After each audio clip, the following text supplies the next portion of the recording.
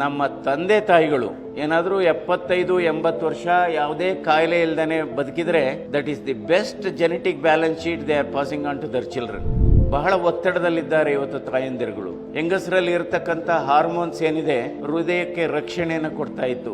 ಆದರೆ ಇತ್ತೀಚಿನ ದಿನಗಳಲ್ಲಿ ಹೆಂಗಸರು ಕೂಡ ಗಂಡಸರಂತೆ ಕೆಲಸ ಮಾಡ್ತಾ ಇದ್ದಾರೆ.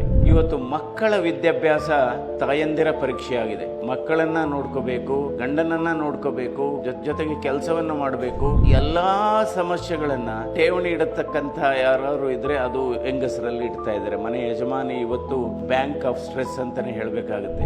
ಅವಿಭಾಜ್ಯ ಕುಟುಂಬಗಳು ಒಡೆದೋಗಿರೋದು ಕೂಡ ಈ ಕಾಯಿಲೆಗಳಿಗೆ ಕಾರಣ. ಒತ್ತಡ ಜಾಸ್ತಿ ಆಗ್ತಿದೆ. ಒತ್ತಡ ಅನ್ನೋದು ಒಂದು ಹೊಸ ಧೂಮಪಾನ. ನೇರವಾಗಿ ಧೂಮಪಾನ ಮಾಡೋರು ಬೇರೆ, ಆ ಧೂಮಪಾನ ಮಾಡೋರ ಜೊತೆ ಇರ್ತಾರಲ್ಲ ಅವ್ರಿಗೂ ಕೂಡ ಧೂಮಪಾನದಿಂದ ಪರಿಣಾಮ ಆಗುತ್ತೆ. ಮನುಷ್ಯನ ನಿಜವಾದ ಶತ್ರು ಏನಪ್ಪಾ ಅಂದ್ರೆ ಸೋಮಾರಿತನ. ಹೃದಯ ಕೂಡ ಅದೇ ಹೇಳುತ್ತೆ, ನೀನು ನನಗಾಗಿ 1 ತಾಸು ಚಲಿಸು, ನಾನು ನಿನಗಾಗಿ ನಿರಂತರವಾಗಿ ನುಡಿಯುತ್ತೇನೆ ಇಂತಿ ಹೃದಯ ಅಂತ. ಈ ಪರಿಸರದಲ್ಲಿ ಸುಮಾರು 12 ಜನ ವೈದ್ಯರುಗಳಿದ್ದಾರೆ. ಆರೋಗ್ಯ ಅಂದ್ರೆ ಕೇವಲ ದೈಹಿಕವಾಗಿ ಮಾತ್ರ ಅಲ್ಲ, ಮಾನಸಿಕವಾಗಿ ಚೆನ್ನಾಗಿರ್ಬೇಕು, ಸಾಮಾಜಿಕವಾಗಿ ಚೆನ್ನಾಗಿರ್ಬೇಕು, ಆಧ್ಯಾತ್ಮಿಕವಾಗಿ ನಾವು ಚೆನ್ನಾಗಿದ್ರೆ ಅವರನ್ನು ಪರಿಪೂರ್ಣ ಆರೋಗ್ಯವಂತ ಅಂತ ನಾವು ಹೇಳ್ತೇವೆ. ಆರೋಗ್ಯ ಅನ್ನೋದು ಬಹಳ ದುಬಾರಿಯಾಗಿದೆ. ಏನಾಗಿದೆ, ಇವತ್ತು ನಾವು ಆರೋಗ್ಯವನ್ನ ಅಡವಿಟ್ಟು ಹಣವನ್ನ ಗಳಿಸ್ತಾ ಇದ್ದೇವೆ. ಆದರೆ ಆರೋಗ್ಯ ಕೆಟ್ಟಂತ ಸಂದರ್ಭದಲ್ಲಿ ಗಳಿಸಿದ ಹಣವನ್ನೆಲ್ಲ ಖರ್ಚು ಮಾಡ್ತಾ ಇದ್ದೇವೆ. ಭಾರತ ದೇಶದಲ್ಲಿ 60% ಸಾವುಗಳು ಬದಲಾದ ಜೀವನ ಶೈಲಿ ಹಿನ್ನೆಲೆಯಲ್ಲಿ ಆಗ್ತಾ ಇದೆ. ಅಂದ್ರೆ ಈ ಜೀವನ ಶೈಲಿ ಆಧಾರಿತ ಕಾಯಿಲೆಗಳು ಯಾವ್ಯಾವು? ಒಂದು ಹೃದಯಾಘಾತ ಮತ್ತು ಹೃದಯ ಸಂಬಂಧಿ ಕಾಯಿಲೆಗಳು, 2ನೇದು ಅಧಿಕ ರಕ್ತದ ಒತ್ತಡ, 3ನೇದು ಸಕ್ಕರೆ ಕಾಯಿಲೆ, 4ನೇದು ಪಾರ್ಶ್ವವಾಯು, 5ನೇದು ಕ್ಯಾನ್ಸರು. ಆದರೆ ಈ ಪಟ್ಟಿಗೆ ಮತ್ತೊಂದು ಕಾಯಿಲೆ ಸೇರ್ಕೊಂಡಿದೆ, ಆಧುನಿಕ ಕಾಯಿಲೆ. ಏನಪ್ಪ ಅಂದರೆ ಅದು ಸ್ಕ್ರೀನ್ ಅಡಿಕ್ಷನ್ ಮತ್ತು ಒಂಟಿತನ. ಯಾಕೆಂದರೆ ಇವತ್ತು ನಾವೆಲ್ಲ ಮಕ್ಕಳಾದಿಯಾಗಿ ದೊಡ್ಡವರಾದಿಯಾಗಿ ಎಲ್ಲರೂ ಕೂಡ ಇವತ್ತು ಮೊಬೈಲ್ ಫೋನ್ ಎಂಬ ಬೋನಿನಲ್ಲಿ ಬಿದ್ದೋಗಿದ್ದೇವೆ. ಈ ಬೋನಿನಿಂದ ಹೊರಗಡೆ ಬರಲಿಕ್ಕೆ ಆಗ್ತಾ ಇಲ್ಲ. ಅದರಿಂದ ಒಂಟಿತನ ಕೂಡ ಜಾಸ್ತಿ ಆಗಿದೆ. ಇವತ್ತು ಭಾರತ ದೇಶದಲ್ಲಿ ಸುಮಾರು ಪ್ರತಿ 5ರಲ್ಲಿ ಒಬ್ಬರು ಇವತ್ತು ಒಂಟಿತನದಿಂದ ಬಳಲ್ತಾ ಇದ್ದಾರೆ. ಒಂಟಿತನ ಅಂದರೆ ಅವರು ಒಬ್ಬರೇ ಇದ್ದಾರೆ ಅಂತ ಅಲ್ಲ, 10 ಜನ ಇದ್ದರೂ ಕೂಡ ಒಂಟಿತನವನ್ನು ನಾವು ನೋಡ್ತಾ ಇದ್ದೇವೆ. 10 ಜನನೂ ಕೂಡ ಮೊಬೈಲ್ ಫೋನ್ ನೋಡ್ತಾ ಇರ್ತಾರೆ, ಒಬ್ರಿಗೊಬ್ರು ಮಾತಾಡಲ್ಲ, ಒಬ್ರಿಗೊಬ್ರು ಪರಿಚಯ ಮಾಡ್ಕೊಳ್ಳಲ್ಲ. ರೈಲ್ವೆ ಸ್ಟೇಷನಲ್ಲಿ 10 ಜನ ಕೂತ್ಕೊಳ್ಳಿ, ಮನೆಯಲ್ಲೂ ಕೂಡ ಧಾರಾವಾಹಿಗಳು ನೋಡ್ತಾನೆ ಕೂತ್ಕೊತಾರೆ. ಯಾರೂ ಪರಸ್ಪರ ಮಾತಿಲ್ಲ. ಮೊದಲೆಲ್ಲ ನಾವು ಪರಿಚಯ ಮಾಡ್ಕೋತಾ ಇದ್ವಿ, ನೀವು ಯಾವ ಊರು, ಏನು, ನಿಮ್ಮ ಮಕ್ಕಳೇನು ಮಾಡ್ತಾ ಇದ್ದಾರೆ. ಎಷ್ಟು ಅಂದರೆ ಮನೆಯಲ್ಲಿ ಕಳ್ತನ ಆದರೂ ಗೊತ್ತಿಲ್ಲ ಅವ್ರಿಗೆ. ಸೊ ಆ ರೀತಿ ವ್ಯವಸ್ಥೆ ಬದಲಾವಣೆ ಆಗಿದೆ. ಸೊ ಅದರಿಂದ ಒಂಟಿತನ ಅನ್ನೋದು ಕೂಡ ಒಂದು ಕಾಯಿಲೆಯಾಗಿ ಹೊರಹೊಮ್ಮಿದೆ. ಇವತ್ತು ಈ ಹೃದಯ ಸಂಬಂಧಿ ಕಾಯಿಲೆಗಳು ಅಥವಾ ಜೀವನ ಶೈಲಿ ಆಧಾರಿತ ಕಾಯಿಲೆಗಳು ಯಾಕೆ ಈಗ ಪಾಶ್ಚಿಮಾತ್ಯ ದೇಶಗಳು ನೋಡಿದಾಗ ಅಥವಾ ಅಮೆರಿಕ ದೇಶ ನೋಡಿದಾಗ, ಐರೋಪ್ಯ ರಾಷ್ಟ್ರಗಳನ್ನು ನೋಡಿದಾಗ ಈ ಎಲ್ಲ ಕಾಯಿಲೆಗಳು ಕಡಿಮೆ ಆಗ್ತಾ ಇದೆ. ಆದರೆ ಭಾರತ ದೇಶದಲ್ಲಿ ಈ ಕಾಯಿಲೆಗಳು ಜಾಸ್ತಿ ಆಗ್ತಾ ಇದೆ. ಇದು ನಿಜವಾಗ್ಲೂ ಒಂದು ಆತಂಕಕಾರಿ ಬೆಳವಣಿಗೆ ಅಂತಲೇ ನಾವು ಹೇಳಬೇಕಾಗುತ್ತೆ. ಒಂದು ಕಾಲ ಇತ್ತು, ಮಕ್ಕಳು ತಂದೆ ತಾಯಿಗಳನ್ನ ಈ ಕಾಯಿಲೆಗಳಿಗೆ ಕರ್ಕೊಬರ್ತಾ ಇದ್ರು. ಆದರೆ ಇವತ್ತು ಯಾವ ಕಾಲಘಟ್ಟದಲ್ಲಿದ್ದೇವೆ ಅಂದರೆ, ಇವತ್ತು ತಂದೆ ತಾಯಿಗಳು ಮತ್ತು ಅಜ್ಜಂದಿರು ಅವರ ಮಕ್ಕಳನ್ನು, ಅವರ ಮೊಮ್ಮಕ್ಕಳನ್ನು ಹೃದಯಾಘಾತಕ್ಕೆ ಕರ್ಕೊಬರ್ತಾ ಇದ್ದಾರೆ, ಸಕ್ಕರೆ ಕಾಯಿಲೆಗೆ ಕರ್ಕೊಬರ್ತಾ ಇದ್ದಾರೆ, ಅಥವಾ ಅಧಿಕ ರಕ್ತದ ಒತ್ತಡಕ್ಕೆ ಕರ್ಕೊಂಬರ್ತಾ ಇದ್ದಾರೆ.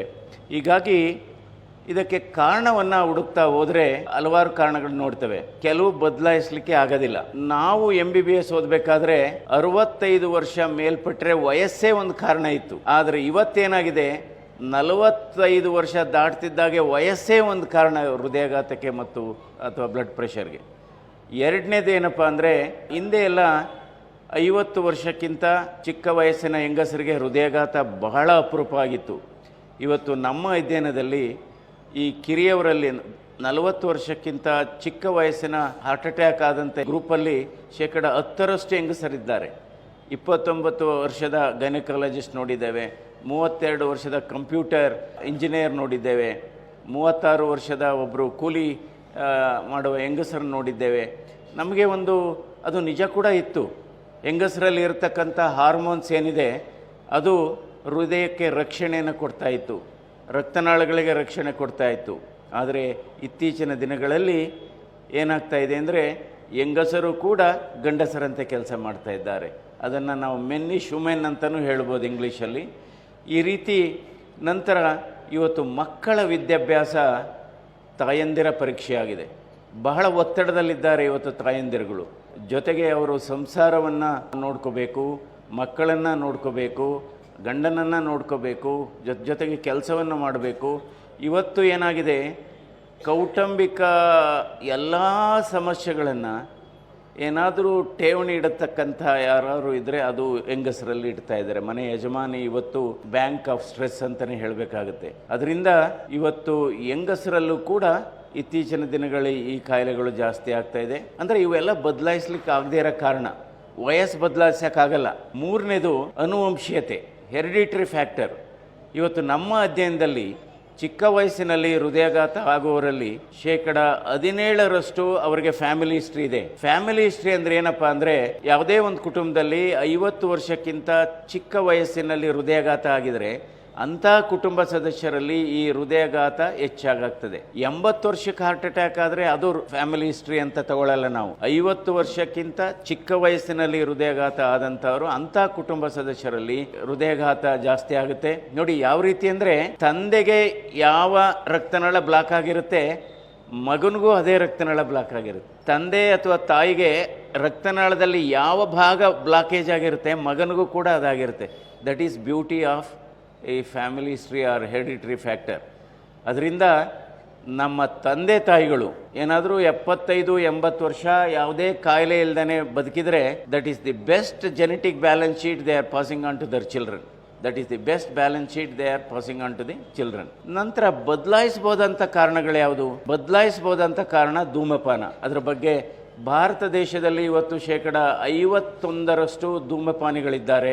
ನೇರವಾಗಿ ಧೂಮಪಾನ ಮಾಡೋರು ಬೇರೆ, ಆ ಧೂಮಪಾನ ಮಾಡೋರ ಜೊತೆ ಇರ್ತಾರಲ್ಲ ಅವ್ರಿಗೂ ಕೂಡ ಧೂಮಪಾನದಿಂದ ಪರಿಣಾಮ ಆಗುತ್ತೆ. ಈಗ ಏನಾದರೂ ಗಂಡ ಸ್ಮೋಕರ್ ಇದ್ದರೆ ಹೆಂಡತಿಯಲ್ಲಿ ಜೊತೆಲಿದ್ದರೆ ಅವ್ರಿಗೂ ಇದಾಗುತ್ತೆ, ಸ್ನೇಹಿತರ ಜೊತೆಲಿದ್ದರೆ ಅವ್ರಿಗೂ ಆಗುತ್ತೆ. ಪ್ಯಾಸಿವ್ ಸ್ಮೋಕರ್ಸ್ ಅಂತೀವಿ. ಧೂಮಪಾನ ಇವತ್ತು ಬಹಳ ಒಂದು ಮುಖ್ಯವಾದಂಥ ಕಾರಣ. ದೆನ್ ಮದ್ಯಪಾನ ಅತಿಯಾಗಿ ಜಾಸ್ತಿ ಆಗಿದೆ. ಒಂದು ಮಾಹಿತಿ ಪ್ರಕಾರ ಭಾರತ ದೇಶದಲ್ಲಿ 48 ಕೋಟಿ ಮದ್ಯಪಾನದ ಕೇಸ್ಗಳನ್ನ ಇವತ್ತು ಜನ ಉಪಯೋಗಿಸಿದ್ದಾರೆ ಒಟ್ಟು. ಅದರಲ್ಲೂ ಕೂಡ ದಕ್ಷಿಣ ಭಾರತದಲ್ಲಿ 60% ಭಾರತ ದೇಶದ ಮದ್ಯಪಾನ ಮಾರಾಟ ಆಗ್ತಾ ಇರೋದು ಕರ್ನಾಟಕ ಮತ್ತು ತೆಲಂಗಾಣ ಮೊದಲನೇ ಸ್ಥಾನಕ್ಕೆ ಪೈಪೋಟಿ ಇದೆ. ಅದರಿಂದ ಮದ್ಯಪಾನ ಮಾಡೋದು ಹಾನಿಕರ. ಅದರಿಂದ ಹೃದಯದ ಬಡಿತ ಜಾಸ್ತಿ ಆಗುತ್ತೆ, ಅಧಿಕ ರಕ್ತದೊತ್ತಡ ಜಾಸ್ತಿ ಆಗುತ್ತೆ, ಹಾರ್ಟ್ ಅಟ್ಯಾಕ್ ಜಾಸ್ತಿ ಆಗುತ್ತೆ, ಲಿವರ್ ಕಾಯಿಲೆಗಳು ಬಂದು ಲಿವರ್ ಸಿರೋಸಿಸು, ಕ್ಯಾನ್ಸರ್ ಇದೆಲ್ಲ ಬರುತ್ತೆ. ನಂತರ ಕೊಲೆಸ್ಟ್ರಾಲು ಬಗ್ಗೆ ಜನರಿಗೆ ಬೇರೆ ಬೇರೆ ಪರಿಕಲ್ಪನೆ ಇದೆ. ಕೊಲೆಸ್ಟ್ರಾಲಿಗೂ ಶರೀರದ ತೂಕಕ್ಕೂ ಯಾವುದೇ ಸಂಬಂಧ ಇಲ್ಲ.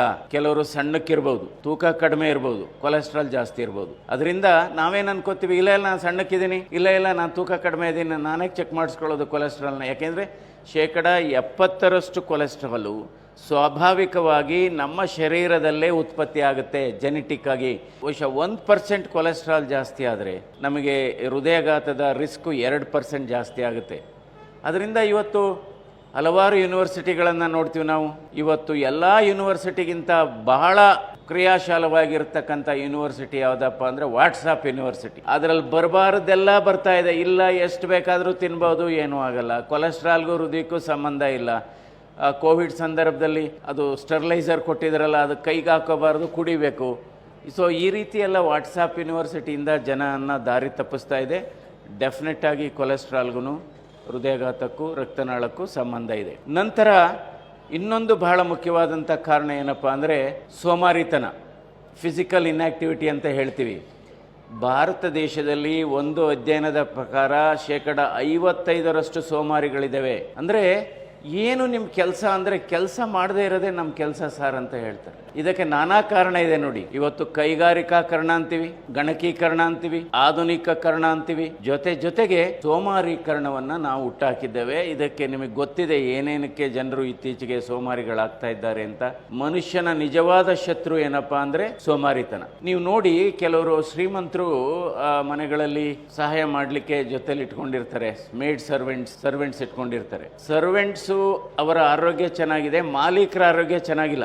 ಅದರಿಂದ ನಾವು ಎಷ್ಟೇ ಸಂಪತ್ತಿರಲಿ, ಎಷ್ಟೇ ಸವಲತ್ತಿರಲಿ, ನಾವು ಬಹಳ ಮುಖ್ಯವಾದದ್ದು ಏನಪ್ಪ ಅಂದ್ರೆ ನಾವು ಕೆಲಸ ಮಾಡಬೇಕು. ಈಗ ನೋಡಿ, ನಾನು ಲೋಕಸಭಾ ಸದಸ್ಯನಾಗಿದ್ದೀನಿ, ಆದರೂ ಕೂಡ ವಾರದಲ್ಲಿ 2 ದಿವಸ ಸೋಮವಾರ ಬುಧವಾರ ನನ್ನ ವೈದ್ಯಕೀಯ ವೃತ್ತಿಯನ್ನು, ಹೃದ್ರೋಗ ವೃತ್ತಿಯನ್ನು ಮುಂದುವರಿಸಿದ್ದೇನೆ. ಆಮೇಲೆ ದೆಹಲಿಯಲ್ಲಿ ಹೋದಾಗ ಅಂದರೆ ನಾವು ಕೆಲಸ ಮಾಡಬೇಕು. ಆ ಕೆಲಸ ಮಾಡಿದರೆ ನಿಮಗೆ ನಿಜವಾಗ್ಲೂ ಯಾವ ಜಿಮ್ಮು ಹೋಗಬೇಕಾಗಿಲ್ಲ, ಯಾವುದೇ ಸೆಂಟರ್ಸ್ಗೆ ಹೋಗಬೇಕಾಗಿಲ್ಲ. ಈ ದೆಹಲಿನಲ್ಲಿ ಎಲ್ಲ ಸಂದರ್ಭದಲ್ಲೂ ನಮ್ಮ ಶ್ರೀಮತಿಯರು ಬರೋಕ್ಕಾಗಲ್ಲ, ನಾವೇ ಐರನ್ ಮಾಡ್ಕೊತೀವಿ, ನಾವೇ ಸ್ವಲ್ಪ ಬಟ್ಟೆಯನ್ನು ಒಗಿತೀವಿ, ಎಷ್ಟು ಖುಷಿ ಕೊಡುತ್ತೆ. ಅದಕ್ಕೆ ಇಂಗ್ಲೀಷಲ್ಲಿ ಹೇಳ್ತೀವಿ, salute your work, you need not salute anybody. If you pollute your work, you have to salute lot of people. ಅದರಿಂದ ಸೋಮಾರಿತನ ಮಾತ್ರ ಇರಬಾರ್ದು. ನಾವು ಪ್ರತಿದಿನ 45ರಿಂದ 50 ನಿಮಿಷ ನಡೆದ್ರೆ ನಮ್ಮ ಆಯಸ್ಸು ಸುಮಾರು 10ರಿಂದ 12 ವರ್ಷ ಜಾಸ್ತಿ ಆಗುತ್ತೆ. ಅದರಿಂದ ಹೃದಯ ಕೂಡ ಅದೇ ಹೇಳುತ್ತೆ, ನೀನು ನನಗಾಗಿ 1 ತಾಸು ಚಲಿಸು, ನಾನು ನಿನಗಾಗಿ ನಿರಂತರವಾಗಿ ನುಡಿಯುತ್ತೇನೆ ಇಂತಿ ಹೃದಯ ಅಂತ ಹೃದಯ ಕೂಡ ಹೇಳುತ್ತೆ. ಹೃದಯ ಒಂದು ಅದ್ಭುತವಾದ ಅಂಗ. ಯಾಕೆಂದ್ರೆ ನಮ್ಮ ಶರೀರದಲ್ಲಿ ನಿದ್ರೆ ಮಾಡದೇ ಇರತಕ್ಕಂಥದ್ದು, ವಿಶ್ರಾಂತಿ ತಗೊಳ್ಳದೇ ಇರತಕ್ಕಂಥ ಯಾವುದಾದ್ರೂ ಅಂಗಾಂಗ ಇದ್ರೆ ಅದು ಹೃದಯ. ಹೃದಯ ಒಂದು ಅದ್ಭುತ ಫಿಲಾಂಥ್ರಫಿಸ್ಟ್ ಆರ್ಗನ್, ಮಹಾದಾನಿ ಅಂತ ಹೇಳ್ಬೋದು. ಪ್ರತಿದಿನ ಸುಮಾರು 1 ಲಕ್ಷ ಬಾರಿ ಹೃದಯ ಮಿಡಿಯುತ್ತೆ. 6ರಿಂದ 7 ಸಾವಿರ ಲೀಟ್ರಷ್ಟು ಬ್ಲಡ್ಡನ್ನು ಅದು ಚಿಮ್ಮುತ್ತೆ. ಆದರೆ ತನಗಾಗಿ ಉಪಯೋಗಿಸ್ಕೊಳ್ಳೋದು ಕೇವಲ 5%. ಇನ್ನು 95%ನ್ನ ಬೇರೆ ಬೇರೆ ಅಂಗಾಂಗಗಳಿಗೆ ಅದು ಅನಿಸುತ್ತೆ. ಅದರ ಸಂದೇಶ ಏನು ಅಂದರೆ, ನಾವು ಬದುಕಬೇಕು, ಬೇರೆಯವ್ರಿಗೂ ಸಹಾಯ ಮಾಡಬೇಕು, ನಾವು ಹಂಚಿ ತಿನ್ನಬೇಕು, ಕಿತ್ತು ತಿನ್ನಬಾರ್ದು, ನಾವು ಉಳಿಸಿದ್ದು ಕೊಡಬೇಕೇ ಹೊರತು ಅಳಿಸಿದ್ದು ಕೊಡಬಾರ್ದು. ಅವಿಭಾಜ್ಯ ಕುಟುಂಬಗಳು ಒಡೆದೋಗಿರೋದು ಕೂಡ ಈ ಕಾಯಿಲೆಗಳಿಗೆ ಕಾರಣ. ಒತ್ತಡ ಜಾಸ್ತಿ ಆಗ್ತಿದೆ. ಒಂದೇ ಮನೆಯಲ್ಲಿ 15 ಜನ ಇರೋರು, ಎಲ್ಲ ಸಮನಾಗಿ ಕೆಲಸ ಹಂಚ್ಕೊಳ್ಳೋರು, ಒತ್ತಡ ಹಂಚ್ಕೊಳ್ಳೋರು, ಸಮಸ್ಯೆಗಳನ್ನ ಹಂಚ್ಕೊಳ್ಳೋರು. ಇವತ್ತು 2025ರಲ್ಲಿ ಅವಿಭಾಜ್ಯ ಕುಟುಂಬ ಏನಪ್ಪ ಅಂದರೆ ಗಂಡ ಹೆಂಡತಿ ಜೊತೆಲಿರೋದೇ ಅವಿಭಾಜ್ಯ ಕುಟುಂಬ ಆಗಿದೆ. ಸೊ ಅದರಿಂದ ಒತ್ತಡ ಅನ್ನೋದು ಬಹಳ ಜಾಸ್ತಿ. ಒತ್ತಡ ಅನ್ನೋದು ಒಂದು ಹೊಸ ಧೂಮಪಾನ, ಒತ್ತಡ ಅನ್ನೋದು ಒಂದು ಹೊಸ ತಂಬಾಕು. ಇವೆಲ್ಲ ಕಾರಣಗಳು. ನಮ್ಮ ಹೃದಯದ ಆರೋಗ್ಯವನ್ನು ನಾವು ಚೆನ್ನಾಗಿಟ್ಕೋಬೇಕಾದ್ರೆ 5 ಅಂಶಗಳನ್ನು ನಾವು ಆದಷ್ಟು ಕಡಿಮೆ ಇಟ್ಕೋಬೇಕು. ಯಾವುದು ಇದು 5 ಅಂಶಗಳು? ಒಂದು ಬ್ಲಡ್ ಪ್ರೆಷರು, ಇನ್ನೊಂದು ಬ್ಲಡ್ ಶುಗರು, ಇನ್ನೊಂದು ಬ್ಲಡ್ ಕೊಲೆಸ್ಟ್ರಾಲು, 4ನೇದು ಶರೀರದ ತೂಕ ಮತ್ತು ಸೊಂಟದ ಸುತ್ತೊಳತೆ, 5ನೇದು ಬಹಳ ಮುಖ್ಯವಾದದ್ದು ಅತಿಯಾಸೆ, ಅತಿಯಾಸೆ, ಅತಿಯಾಸೆ. Stop smoking, start walking. ಈ ಪರಿಸರದಲ್ಲಿ ಸುಮಾರು 12 ಜನ ವೈದ್ಯರುಗಳಿದ್ದಾರೆ. ಔಷಧ ಅಲ್ಲದ ಔಷಧಿಗಳಿದ್ದಾವೆ, ಅಥವಾ ವೈದ್ಯರಲ್ಲದ ವೈದ್ಯರಿದ್ದಾರೆ. ಒಂದು ಸೂರ್ಯ, ಸನ್ಲೈಟು, 2ನೇದು ಡಯೆಟ್ಟು, 3ನೇದು ಎಕ್ಸರ್ಸೈಸು, 4ನೇದು ಮಧ್ಯ ಉಪವಾಸ, 5ನೇದು ವಿಶ್ರಾಂತಿ, 6ನೇದು ಒಳ್ಳೆ ನಿದ್ರೆ, 7ನೇದು ನಗು, 8ನೇದು ಕೃತಜ್ಞತೆ, 9 ಬೇರೆಯವರ ಜೊತೆ ಮಾತನಾಡುವುದು, ಬೇರೊಬ್ಬರ ಬಗ್ಗೆ ಮಾತನಾಡುವುದಿರುವುದು 9. 10 ಸ್ನೇಹಿತರ ಬಳಗ, 11 ಮೆಡಿಟೇಷನ್ನು, 12ನೇದು ಯೋಗ. ಇದನ್ನೆಲ್ಲ ಅನುಸರಿಸಿದರೆ, ಅಂದರೆ ಕೆಲವು ರೋಗಿಗಳಿದ್ದಾರೆ, ರೋಗ ಇಲ್ಲದ ರೋಗಿಗಳು ಕೂಡ ಇದ್ದಾರೆ. ಅವ್ರು ಯಾರಪ್ಪ ಅಂದರೆ ಬೇರೆಯವರ ಸಂತೋಷವನ್ನು ನೋಡಿ ಅಸೂಯೆ